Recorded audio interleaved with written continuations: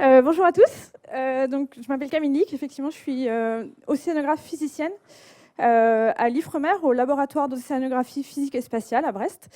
J'ai un peu changé le titre de ma présentation, même si je vais quand même présenter ce qui était annoncé initialement. Et donc, ma présentation s'appelle l'océan Arctique au cœur du changement climatique.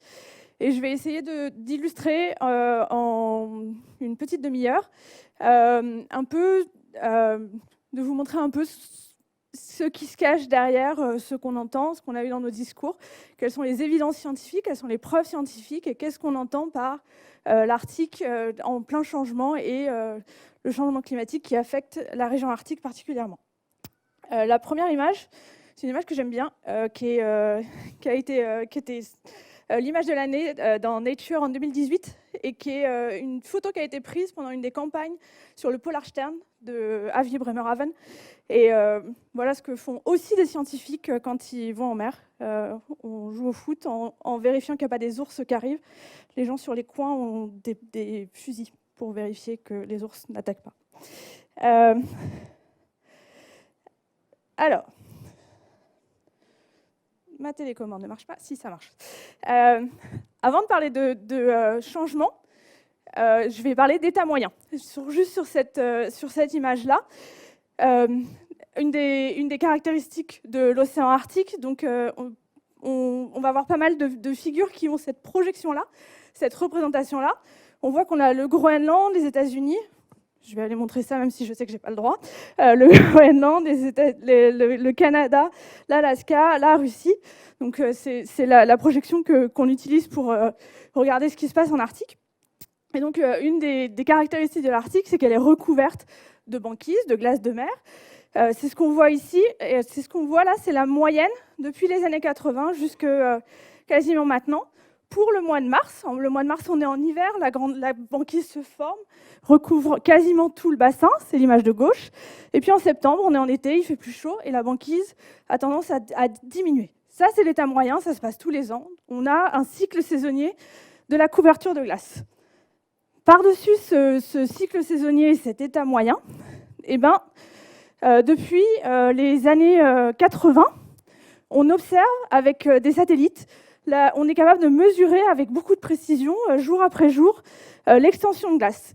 Et on regarde en particulier le minimum de glace qui a lieu en septembre, parce que c'est un indice particulièrement pertinent pour...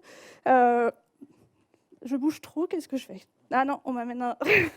Merci beaucoup. Donc c'est un indice assez pertinent pour évaluer et pour quantifier les impacts du changement climatique. Ce qu'on va voir ici sur cette courbe ici, c'est en millions de kilomètres carrés la surface qui est recouverte de banquise, donc en septembre. On commence avec une carte ici, et en 83, je n'ai pas choisi cette année au hasard, c'est mon année de naissance. En 83, en septembre, tout le bassin était encore quasiment recouvert de glace. On avance assez vite, on arrive en 2001. En 2001, j'ai passé mon bac, et ça avait commencé à diminuer, mais quand même en septembre, quasiment encore la quasi-totalité du bassin était encore recouverte de glace. Et puis, on continue à avancer. 2010, ça commence vraiment à diminuer. On se retrouve avec une partie du bassin arctique, notamment ici dans le bassin canadien, et puis sur les plateaux ici, qui commencent à être vraiment découvertes de glace pendant l'été. Et juste pour vous donner un ordre d'idée, à quoi ça correspond ce changement entre l'année 80 et l'année 2010, la surface de glace perdue, ça correspond à ce qui est en orange sur ces cartes-là. Donc on a perdu une très grosse partie de l'Europe ou la moitié des États-Unis entre 80 et 2010. On continue d'avancer. 2012, c'est le minimum record, c'est l'extension de banquise la plus faible jamais observée depuis l'ère satellite. Donc là, vraiment, on avait un minimum qui était à 3,5 millions de kilomètres carrés, bien loin des 7 millions desquels on était parti dans les années 80. Et puis ça, c'est 2020. Depuis 2007, on n'a eu que des niveaux les plus bas jamais observés. On n'est jamais remonté dans les années d'avant. Pourquoi j'ai mis ça sur cette échelle de temps et en la ramenant à mon échelle de temps à moi? C'est pas parce que je suis autant centrée à ce point-là, mais c'est pour vous donner vraiment l'idée qu'on a des changements qui se passent à l'échelle d'une vie humaine et qu'on n'a pas beaucoup de choses dans le climat qui changent aussi rapidement. Il faut bien se rendre compte de réellement la rapidité de ces changements qu'on observe. Et moi, je sais que sans doute durant ma carrière scientifique, je verrai un article libre de glace en été complètement. Et il y a assez peu de changements qui ont lieu aussi rapidement. Et je pense que d'illustrer ça à l'échelle d'une vie humaine, c'est assez représentatif de ce dont on parle. La banquise, j'ai juste cette image-là pour montrer que ça n'est pas que son extension. L'image que je montre ici, c'est l'âge de la glace, qu'on observe également par satellite pour mars 85 et mars 2019. Et les différentes couleurs qu'on voit ici, c'est l'âge de la banquise. Et on voit que dans les années 80, on avait beaucoup de vieilles glaces qui avaient plus de 4 ans, c'est tout ce qui est en blanc. Et on avait donc cette glace qui est vieille, elle a tendance à être plus épaisse, elle a une couleur qui est différente, elle est plus robuste, elle bouge aussi moins vite. Et par contre, en mars 2019, toutes ces vieilles glaces de 4 ans et plus, voire de 3 ans et plus, elles ont quasiment disparu du bassin. Donc on se retrouve avec des glaces plus jeunes, plus mobiles, qui se cassent plus facilement. Donc il y a toutes ces propriétés de la glace, ça n'est pas que juste de son extension qui est importante, c'est aussi les propriétés physiques de la glace qui sont importantes et qui vont avoir des conséquences pour les propriétés océaniques du bassin et aussi pour la biogéochimie et pour tout le système arctique dans son ensemble. Alors, la glace, c'est une chose. J'ai illustré là ce qu'on peut dire assez rapidement en regardant des observations de glace par satellite. Ce que je vais essayer de faire dans les transparents qui viennent et dans les minutes qui viennent, c'est un peu de vous donner quel est le consensus scientifique. Qu'est-ce qu'on sait pour sûr? Qu'est-ce qu'on sait de comment l'Arctique a changé dans les années passées et comment il va changer dans les années futures? Et le choix que j'ai fait, c'est de me baser vraiment sur le dernier rapport du GIEC qui a été publié en août dernier et qui vraiment définit ce qu'est le consensus scientifique actuel, ce qu'on sait pour sûr. C'est pour ça que j'ai aussi fait le choix d'avoir des phrases qui sont en anglais, que je vais vous traduire un peu mal plutôt que de les avoir traduits. C'est parce que les mots qu'on utilise dans le rapport sont importants et ça me semblait important de vous les donner, y compris en violet, dans toutes les phrases qui vont suivre, on a ce qu'on appelle les degrés de certitude, c'est-à-dire ce dont le GIEC est totalement certain, ce qu'on sait pour sûr, et les choses pour lesquelles on a encore un degré de confidence un peu plus faible et sur lequel on doit encore améliorer notamment nos méthodes pour être capable d'avoir une confiance un peu plus forte dans nos résultats. La première chose que je montre sur ce slide-là, ça a été dit dans les discours avant, c'est que les températures au-dessus de l'Arctique augmentent 2 à 3 fois plus rapidement que le reste du globe. C'est ce qu'on voit sur cette figure-là, où on a la température moyenne en Arctique, en rouge, et la température moyenne du globe en noir. Et on voit que l'augmentation depuis 1900 est 2 fois plus forte en Arctique que pour le reste du globe. Et on sait que dans le futur, on sait avec beaucoup de confiance que ça va continuer et que l'Arctique va continuer à se réchauffer plus rapidement que le reste du globe. La deuxième chose qui est importante, c'est qu'on sait aussi, le rapport du GIEC nous dit également que les deux océans polaires se sont réchauffés ces dernières années. Donc là, on ne parle plus de l'atmosphère, on parle bien de l'océan.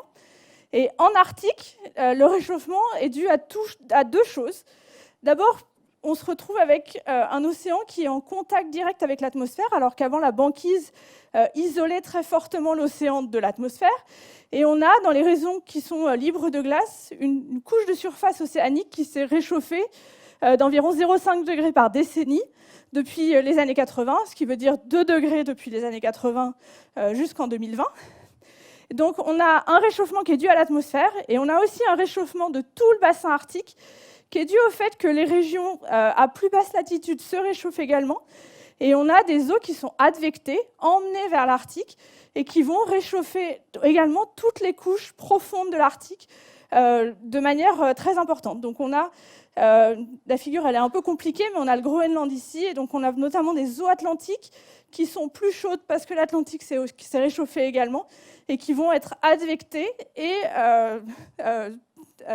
envahir toutes les couches profondes où on a des températures beaucoup plus chaudes en profondeur. Le troisième exemple que j'ai choisi, c'est qu'est-ce qu'on sait de la glace. Donc, ce que je vous ai montré avant, c'était vraiment ce qu'on sait à partir d'observations satellites. Donc, en gros, depuis les années 80, on n'a que 40 ans de données. Le rapport du GIEC, encore une fois, nous dit que la couverture de glace moyennée sur les 10 dernières années est le niveau le plus faible depuis 1850. Donc, ce que je montre ici, c'est une reconstruction qui est faite à partir de proxys terrestres sur 1400 ans. Et donc, en gros, notre période d'observation, elle correspond au gris ici. Et on voit qu'on a vraiment des niveaux très faibles par rapport aux 1400 dernières années. Donc, encore une fois, on a vraiment... cette figure, elle montre encore une fois ce que je vous montrais, la vitesse des changements qu'on a eus depuis les 40 dernières années, comparativement à la variabilité naturelle et climatique qu'on peut voir sur les siècles derniers. Ça, c'est pour le passé. Le futur. Le GIEC nous dit que l'Arctique est likely to be practically sea ice free. Donc, ce que ça veut dire, c'est que on va avoir une couverture de glace qui est plus faible que 1 million de kilomètres carrés. C'est ça qu'on définit comme ice free ou libre de glace. En septembre, au moins une fois avant 2050, quel que soit le scénario considéré d'émissions et le scénario socio-économique qu'on considère dans les simulations de l'IPCC. Et plus on a un scénario socio-économique avec des émissions élevées, plus la probabilité d'avoir des étés libres de glace et leur occurrence va augmenter. Et la dernière chose que j'ai reprise du GIEC, c'est le rapport nous dit que dans les 2 régions polaires, il y a des preuves fortes que les impacts du changement, il y a un impact fort du changement climatique sur les espèces terrestres et marines, les communautés, les écosystèmes. Et on sait que ces changements vont aussi s'intensifier dans le futur, avec des implications pour les ressources biologiques et des feedbacks, des rétroactions sur le climat, dont je vais parler juste après. C'est pas ma spécialité, mais on a dans le rapport du GIEC ce genre de figure qui, pour les différentes espèces les plus représentées en Arctique, on a qui vont du phytoplancton et des algues de glace jusqu'aux baleines et aux ours polaires. Toutes ces espèces vont être affectées par le changement climatique en cours. Et on a, dans le rapport du GIEC, qu'ils ont quantifié de manière assez précise si ça va avoir un impact plutôt positif, mitigé ou négatif. Et à part pour le tourisme maritime, pour le tourisme maritime et le phytoplancton, puisque la diminution de la banquise va apporter plus de lumière à l'océan, et donc on va potentiellement augmenter la production de phytoplancton, même si c'est encore à comprendre dans le détail. On voit que toutes les espèces vont plutôt être affectées soit de manière négative, soit de manière mitigée. Alors, la deuxième et dernière partie, c'est pourquoi c'est important. Pourquoi je raconte ça aujourd'hui sur un colloque qui parle aussi de l'Europe et les pôles. Et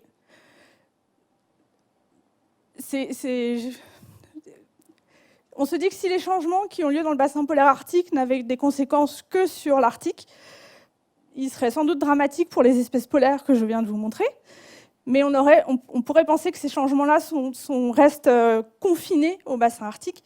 Et ce que je vais vous montrer dans les slides suivants, c'est que ces changements locaux, ils peuvent avoir un impact global sur notre climat, y compris sur notre climat à nous et notre météo à nous en Europe de l'Ouest et à nos latitudes de manière plus générale. Alors, la première chose, c'est pourquoi c'est important, c'est qu'on sait que les changements qui ont lieu en Arctique peuvent avoir un impact sur la circulation océanique globale.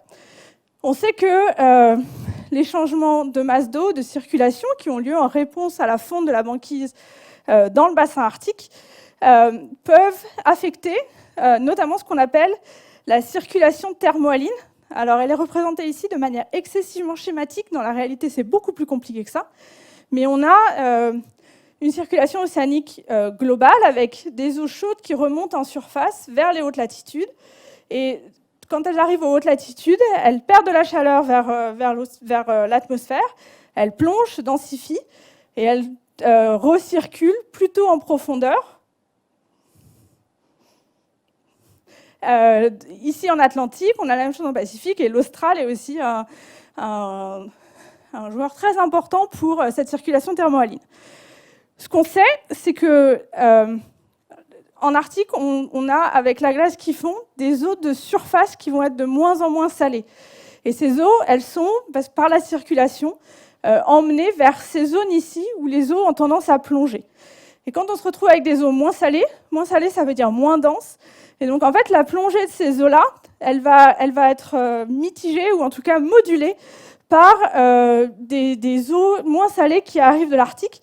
Et donc, on va avoir tendance à diminuer ces plongées d'eau dense. Et donc, en résultat un peu moyen, on sait que dans le futur, une des conséquences de la disparition de la banquise en Arctique, c'est aussi le ralentissement de cette circulation thermohaline globale et à l'échelle globale. Dans la réalité, c'est un peu plus compliqué que ça, mais assez schématiquement, on peut résumer ça de cette façon-là. Et quelles conséquences ça peut avoir?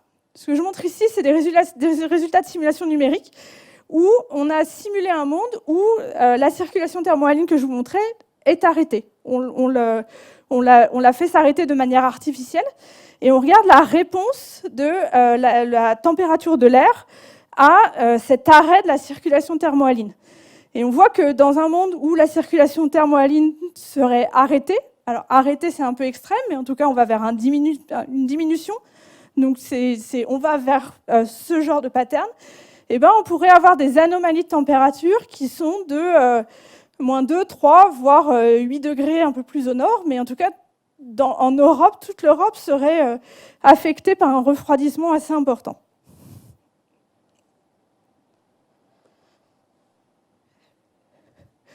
Et au-delà de la circulation océanique, on s'attend aussi à ce que les impacts en Arctique aient un impact sur la circulation atmosphérique globale, et y compris sur le climat et la météo à nos latitudes. Les figures que j'ai reprises là, c'est des figures qui viennent d'un papier qui est sorti en décembre l'année dernière de James Quinn, qui schématise de manière assez simplifiée, mais assez exacte, ce qui se passe et comment est-ce que la banquise et sa diminution affectent la circulation atmosphérique globale. Donc on est un peu là dans les années 80 ou avant 80, où on avait une banquise plus importante, plus forte, plus étendue. Et on a une circulation atmosphérique qu'on peut résumer de cette façon-là avec ce qu'on appelle ici le jet stream, qui est une circulation méridionale qui s'étend à nos latitudes. Et au-dessus de l'Arctique, on a le polar vortex, que la banquise permet d'avoir en permanence de manière assez forte. Quand on passe dans un monde où on commence à perdre de la glace, on commence à voir quelques preuves de ça, mais on s'attend aussi à ce que surtout ça émerge dans le futur. Je vous ai dit tout à l'heure que l'Arctique se réchauffait beaucoup plus fort que le reste du globe, et notamment se réchauffe beaucoup plus que l'équateur.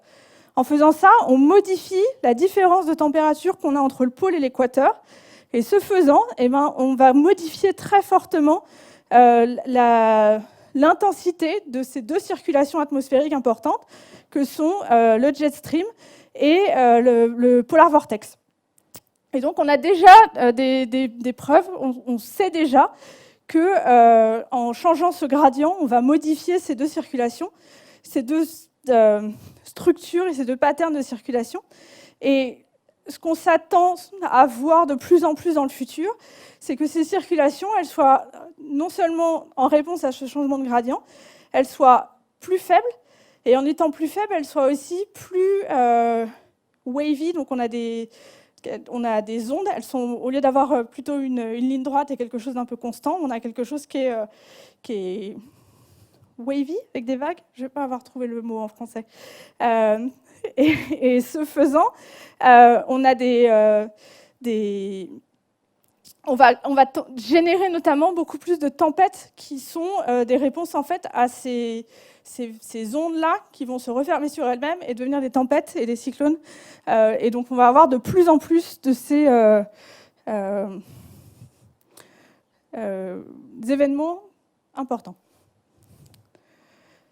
Une autre manière de voir ça, c'est de regarder les impacts ici sur l'Europe de fait de déstabiliser le polar vortex. Donc là encore, c'est plutôt l'état qu'on avait et qu'on a encore de manière assez régulière. Mais dans le futur, où on va avoir donc ce vortex polaire qui va se déstabiliser de plus en plus, on a aussi des intrusions d'air froid qui viennent des pôles et d'air chaud qui remontent vers l'Arctique de plus en plus présents.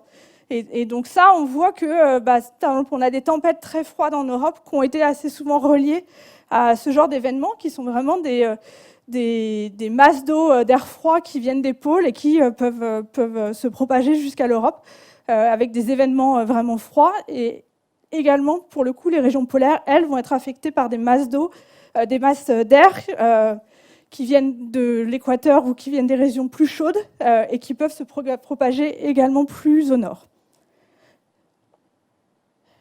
En pratique, ça peut ressembler à quoi si on met un peu en pratique les schémas que j'ai montrés juste avant? Donc encore une fois, on revient sur des résultats de simulation numérique.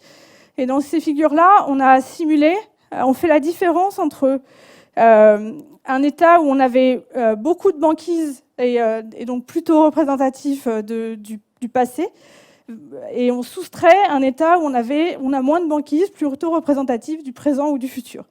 Et on regarde les anomalies au-dessus de l'Europe en vent et en précipitation. Et donc on se rend compte que on a des structures assez claires avec des anomalies de précipitation. Donc on est sur des anomalies annuelles. Il y a également un cycle saisonnier à cette réponse qui est assez forte, mais que je ne vais pas montrer. Et donc on a des anomalies annuelles qui sont assez fortes avec